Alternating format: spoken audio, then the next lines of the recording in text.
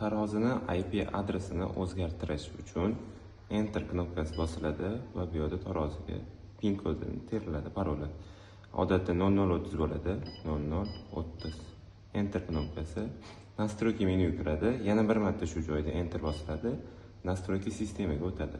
Chapga 2 marta bosganda bu yerda interfeys chiqadi.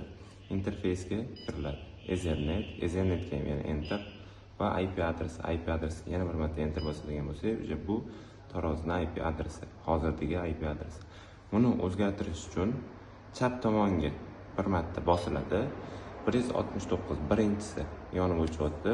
Buni o'zgartirish uchun birinchi o'chiriladi, ya'ni S knopkasi bosiladi va o'zimizga kerakli IP adresni yozamiz.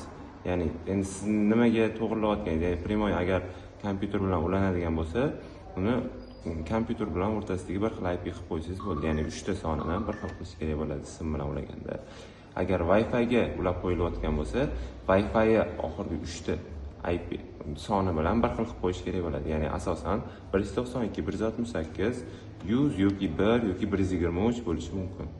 Shunga Wi-Fi ga qarab to'g'rilanadi. Ya'ni hozir bizda Wi-Fi'miz 192, 168, 1 bo'lgani uchun biz shu uchalasini shu sonlarga o'zgartiramiz va oxirgi soni ixtiyoriy 2 dan 254 gacha qo'ysa bo'ladi. Faqat bunga qo'yilgan IP adres zaynat bo'lmasligi kerak. Ya'ni boshqa kompyuterda yoki printerlarda ishlatilmagan bo'lishi kerak.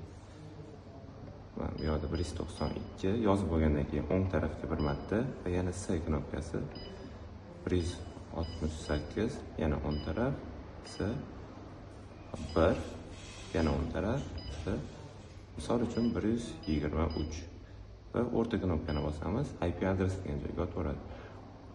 Va yana bir marta Enter bosib tekshirib olamiz. 192, 168, 1, 123 hozir o'zgartirganimizga o'zgardi. Endi tepani bosib boshni 0 qilib qo'yish kerak bo'ladi, ya'ni tarozini boshiga qaytarib qo'yish kerak bo'ladi.